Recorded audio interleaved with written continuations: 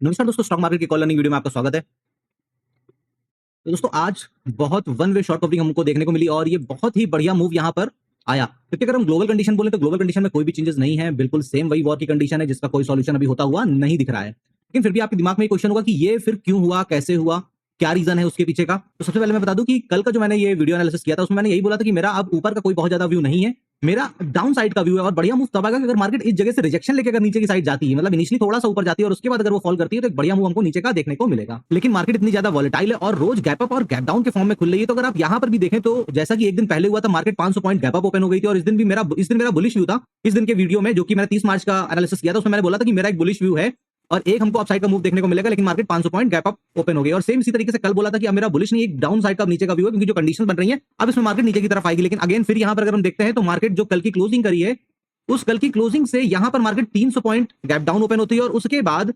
तकरीबन पहली 5 मिनट की कैंडल में 490 पॉइंट यहां पर डाउन साइड चली जाती है। अब यहां पर आप देखेंगे मैंने टेलीग्राम कम्युनिटी पे अपना एक ट्रेड दिया था जिसपे कि लोगों के 35 से 40 पॉइंट का ट्रेड बना था, लेकिन ये एक्चुअली रिस्क रिवॉर्ड के पॉइंट ऑफ व्यू से काफी बढ़िया ट्रेड था। और ये जो मैंने नीचे के टारगेट निकाले थे, ये टारगेट कोई हवा में नहीं थे। सबसे बड़ी बात ये कि मार्केट ने मॉर्निंग में एक ये बड़ी सी रेंज बनाई, इसका हम फेवरेट रिट्रेसमेंट लगाते हैं और मार्केट ने क्लियर कट 0.38 और 0.5 के जोन से रिजेक्शन लिया, सेलिंग कैंडल बनी। दो चीजें, तीसरा ये एक सपोर्ट का काम कर रहा था क्योंकि मार्केट ने ब्रेक डाउन कर दिया तो ये एक रेजिस्टेंस की तरह काम कर रहा था, यानी कि कैंडल स्टिक का कंफर्मेशन था, फेवरेट रिट्रेसमेंट का कंफर्मेशन था, प्लस ये एक रेजिस्टेंस से मार्केट नीचे की तरफ आ रही थी। तो ये तीन चार चीजें थी जिसकी वजह से यहां पर एक हमने बुलिश व्यू बनाया था। और ये जो टारगेट प्लान किए थे इसके पीछे का बिल्कुल सीधा सा रीजन था, क्योंकि मैं अभी भी बोल रहा हूं कि मार्केट आजकल एवरेज 300 पॉइंट की रेंज तो बना ही रही है निफ्टी, क्योंकि मार्केट बड़ी रेंज आजकल बना रही है। तो यहां से यहां तक अगर हम देखेंगे तो लमसम 313 पॉइंट हो गया। 313 पॉइंट मैंने इसलिए पकड़े क्योंकि जो भी राउंड नंबर है उससे 20 पॉइंट ऊपर का और 20 पॉइंट नीचे का एक ट्रैप जोन होता है। तो इस वजह से 22,000 से 22,080 तक का ये मेरा टारगेट था कि अब मार्केट इस फ्लो में नीचे जाएगी तो एक बढ़िया सा हमको नीचे का मूव देखने को मिलेगा, पहला। और दूसरा, अगर हम फिब रिट्रेसमेंट का यूज करते हैं, क्योंकि जब इस तरीके से कभी लेवल नहीं होते तो हम फिब रिट्रेसमेंट का भी यूज करते हैं और मार्केट उस फ्लो में जाती है। तो हमने यहां बॉटम टू टॉप लगाया और यहां पर आप देखेंगे कि ये 0.5 और 0.6 का लेवल भी लमसम इस जगह पे आ रहा है। तो ये मल्टीपल चीजें थी जिसकी वजह से हमने यहां पर ये टारगेट प्लान किया था। अनफॉर्चुनेटली मार्केट उस मूव में नहीं गई और यहीं पर 30 से 40 पॉइंट का हमको मूवमेंट देखने को मिला। ये आप देख सकते हैं कि ये एनालिसिस था मेरा और ये मेरा 22,095 का मेरा ये टारगेट था और इसके नीचे हमारा ट्रेड एग्जीक्यूट हुआ। लेकिन ठीक है, कभी कभी मार्केट आपके हिसाब से वर्क नहीं करती है। ये 9:39 का मैंने स्क्रीनशॉट अपनी कम्युनिटी पर शेयर किया था। तो इस टेलीग्राम ग्रुप पे जो भी मेरा व्यू होता है वो मैं यहाँ पर शेयर करता हूँ।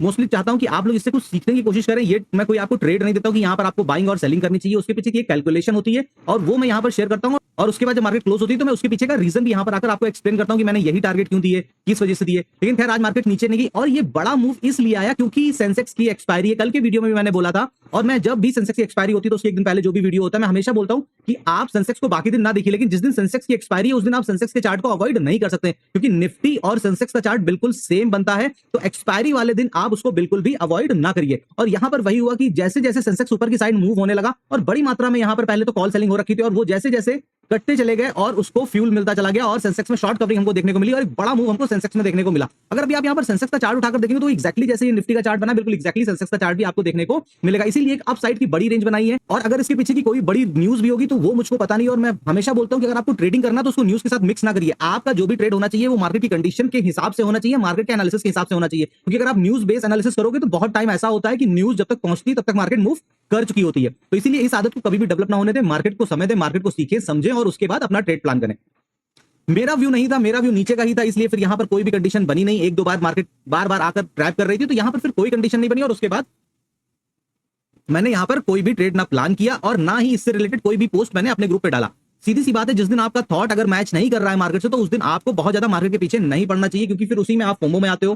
फिर रिवेंज ट्रेडिंग में वो फोमो कब रिवेंज ट्रेडिंग में कन्वर्ट हो जाता है आपको पता ही नहीं चलता। और जहां आप एक रूल और डिसिप्लिन बेस पे 10-15 दिन 20 दिन से ट्रेडिंग करते हुए आ रहे हो, वो एक दिन आपके वो सारे दिनों के ऊपर भारी पड़ जाता है। तो इसीलिए मार्केट को समय दीजिए, सीखिए, समझिए और उसके बाद, क्योंकि ऐसे मूव आपको डेली देखने को नहीं मिलेंगे। तो आप अब होगा क्या कि किसी एक दिन ऐसा मूव देख लिया तो आप हर दिन फोमो में ऐसे ही ट्रेड प्लान करने लगेंगे, ऐसे ही ट्रेड ढूंढने लगेंगे, जो कि सही नहीं है।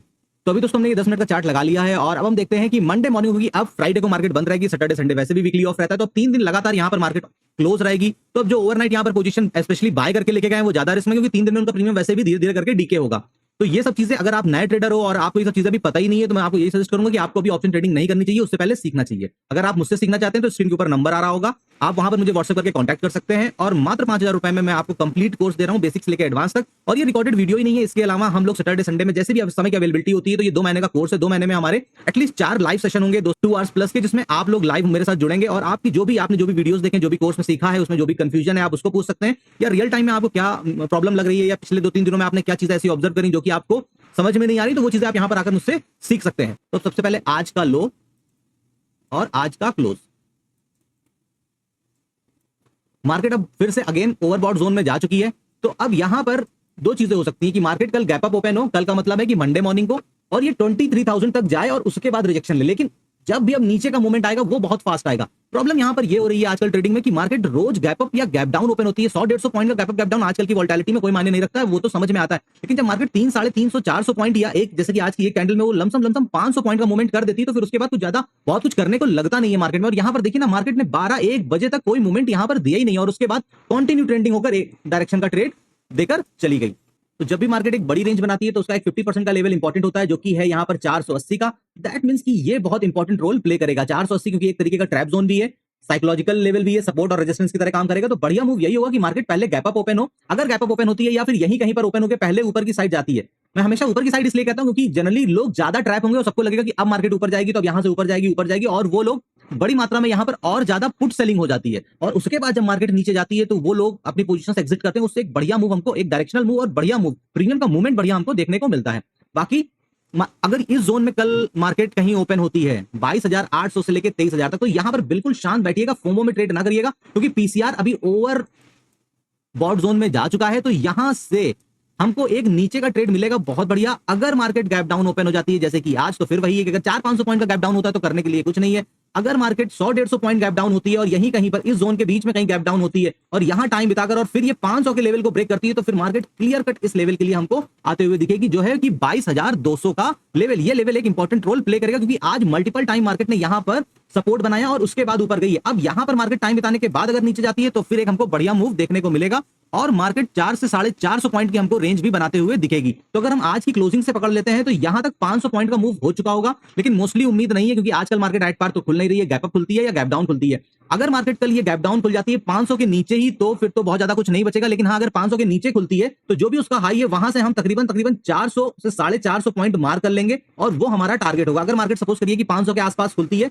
तो वहां से अगर मार्केट नीचे गिरना स्टार्ट करती है तो 450 यानी कि 22,000 के लेवल तक हमको बढ़िया मूवमेंट देखने को मिल सकता है। और फिर मैं बोल रहा हूं कि मेरा बुलिश व्यू नहीं है, कोई भी पीसीआर मुझे बिल्कुल अलाउ नहीं कर रहा है यहां पर बुलिश के बारे में कुछ सोचने के लिए या बोलने के लिए, पहली चीज। दूसरी इंपॉर्टेंट चीज ये कि आज ये मूव सिर्फ और सिर्फ सेंसेक्स की एक्सपायरी की वजह से आया। अगर ये सेंसेक्स की आज एक्सपायरी ना होती तो आज का सबसे बढ़िया ट्रेड यही पे बन जाता, ये नहीं तो ये परफेक्ट ट्रेड था। और अगर ये सारे ट्रेड नहीं भी जाते ना, तो ये जो प्राइस एक्शन बोल रहा है इस जगह पे जो ये कैंडल बनी है ना, इसके बाद मार्केट यहां से इस लेवल को ब्रेक करती, बहुत बढ़िया मूव नीचे का मिलता। लेकिन क्योंकि एक्सपायरी थी, इसीलिए बार बार बोलता हूं कि सेंसेक्स की जिस दिन वीकली एक्सपायरी होती है उस दिन उसको अवॉइड बिल्कुल भी ना करिए। अगेन ऊपर का मेरा बहुत ज्यादा व्यू बिल्कुल नहीं है। हार्डली मार्केट यहां से अगर थोड़ा बहुत गैप अप ओपन भी होती है 23,000, उसके ऊपर तो कोई भी व्यू है ही नहीं। हाँ, मार्केट यहां से अगर वीकनेस दिखाती है, डबल टॉप बनाकर गिरना स्टार्ट करती है, तो मैं बियरिश ट्रेड के लिए ही बैठूंगा। फिर अगर मार्केट 500 550 होगी, 3 दिन के बाद मार्केट ओपन होगी, तो याद रखिए अगर मार्केट फिर से 500-600 पॉइंट का गैप अप या गैप डाउन ओपन हो जाती है तो फिर शांत होकर बैठिए। तो दोस्तों ये है मेरा छोटा सा एनालिसिस। बढ़िया मूव हमको यहां पर 500 के नीचे 22,480 के नीचे देखने को मिलेगा, जो कि मार्केट को इस दिन के लो के लिए लाएगा। अगर ये लो कटता है तो मार्केट ये 22,000 के लेवल के लिए भी आ सकती है। डिपेंड करता है कि मार्केट कहां से हाई बनाकर गिरते हुए आ रही है। मैक्सिमम रेंज जो हम एक्सपेक्ट करेंगे वो 400 से 500 के बीच में करेंगे। 400 450 के बाद फिर फोमो में उस डायरेक्शन का ट्रेड प्लान ना करिएगा। स्पेशली बियरिश और बुलिश की तो कोई मेरा यहां पर व्यू है ही नहीं। अगर अर्ली मॉर्निंग मार्केट ऊपर जाएगी भी तो वो खाली ट्रैप करने के लिए जाएगी और ट्रैप करके फिर वो नीचे का एक बढ़िया मूवमेंट हमको देते हुए दिखेगी। बाकी ट्रेड आपको अपनी कंडीशंस पे करना चाहिए। अगर आपकी कंडीशंस मीट हो रही हैं तो ट्रेड करिए, कंडीशन मीट नहीं हो रही है तो अवॉइड करिए। ओवर ट्रेडिंग, फोमो ट्रेडिंग, इससे बचिए। जबरदस्ती के ट्रेड ना लीजिए, अपनी लॉट साइज को इंक्रीज ना करिए, क्योंकि ये सारे चीजें डिसिप्लिन का पार्ट है। अगर आप इसको फॉलो करेंगे तभी आप यहां पर सर्वाइव करेंगे। बाकी अगर आप डिटेल में स्टॉक मार्केट को एक्चुअल में सीखना चाहते हैं, अभी आप नए हैं, कुछ आपको समझ में नहीं आ रहा है कि ये कैंडल्स क्या है, ये कहां से मैं एनालिसिस करता हूं, कैसे मुझे पता चलता है कि मार्केट यहां से नीचे जा सकती है या कल यहां पर मुझको एक अपसाइड का मूव देखने को मिलेगा, तो ये सारी चीजें आपको अगर सीखनी है, मेरे 10 से 12 कंडीशंस हैं जिसके बिहाफ पर मैं अपने ट्रेड प्लान करता हूं, तो वो सब चीजों को अगर आपको अच्छे से सीखना है तो मैं आपको यही सजेस्ट करूंगा कि स्क्रीन के ऊपर मेरा व्हाट्सएप नंबर है, आप मुझे व्हाट्सएप कर सकते हैं। सारी डिटेल आपको वहां पर शेयर कर दी जाएगी। और इस संडे को मोस्टली मैं लाइव सेशन भी लूंगा जितने लोगों ने मेरा कोर्स अभी तक ज्वाइन कर लिया है। तो जो लोग भी ये वीडियो देख रहे हैं उनके दिमाग में क्वेश्चन आ रहा होगा कि ये भाई कब लाइव सेशन होगा, तो ये संडे को होगा, आपके पास उसका मैसेज भी आ जाएगा। तो उम्मीद करता हूं दोस्तों कि आपको वीडियो अच्छा लगा होगा। तो कल फिर मिलेंगे नए वीडियो में नई जानकारी के साथ। तब तक के लिए नमस्कार।